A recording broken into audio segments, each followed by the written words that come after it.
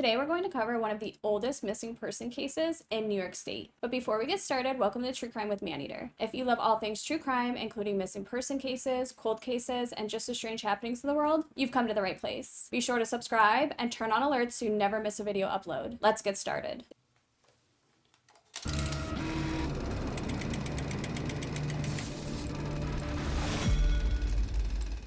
Denise Marie Sheehy was born on February 20th, 1954. Along with her two parents, she had two sisters, Lorraine and Pat, and they lived at the Metz apartment complex in Queens, New York. They all lived in quite a small apartment, so the three girls had to actually share a bedroom. Denise's dad worked at a local post office, and her sister Lorraine actually worked at AT&T. On July 7th, 1970, Lorraine was actually turning 19. And to celebrate Lorraine's birthday, the family was getting together for a special birthday dinner, and Denise was helping her mother prepare this. Apparently, before Denise helped her mother make Lorraine's dinner, she had been on the phone with her boyfriend who was out of town taking care of a sick relative. While Denise and her mother started dinner, Lorraine had actually phoned home to let them know she was on her way home from her shift at AT&T. After the phone call, apparently Denise and her mother actually got into an altercation. Denise's mother believed that she had been drinking. She said that she could smell it on Denise's breath and was going to tell her father once he got home. Obviously, this really upset Denise, and she actually stormed out of the apartment at around 5 p.m. that evening. But she didn't take any of her personal belongings, so obviously her mother would assume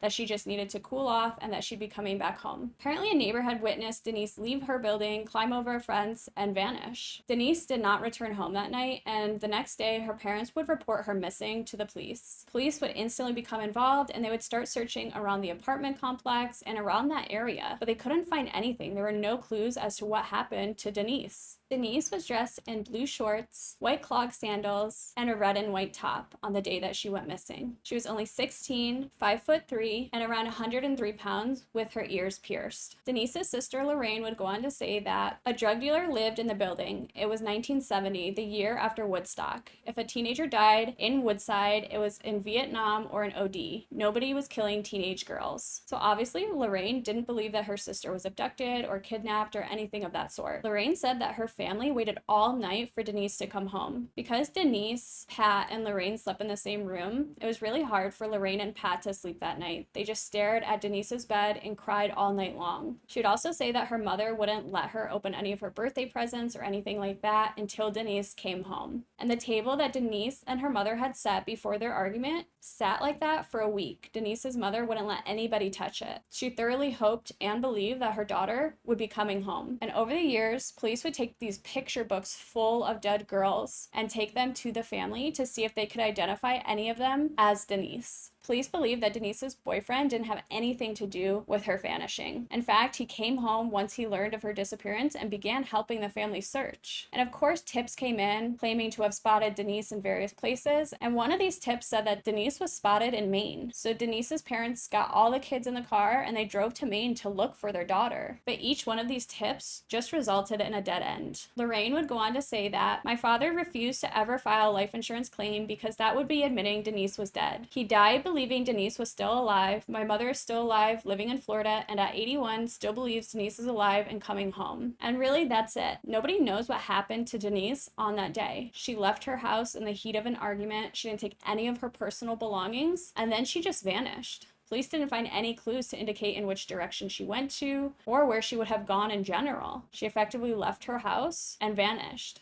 So I'd love to know your theories on this case. I do believe that she was probably abducted, and she may have even been abducted by somebody she knew. A lot of people point to the fact that Denise and her mother got into an argument over alcohol, and Denise was only 16 at the time, so she must have gotten her alcohol from somewhere. Of course, it's really not hard to get alcohol as a teen, but it does beg the question who would have given it to her or purchased it for her. I'd be interested to know what Denise was doing days prior to her disappearance, who she spent time with. Just feels like there's a lot of holes in this investigation and they haven't been answered. But I would love to know your theories, so pop some in the comments below. But that's it for today, guys. If you like this video or any other video on my channel, be sure to subscribe and turn on alerts so you never miss a video upload. If you have a suggestion for a case, pop in the comments below and I promise to get to as many of them as possible. In the meantime, check out some other videos on my channel and I'll see you next time.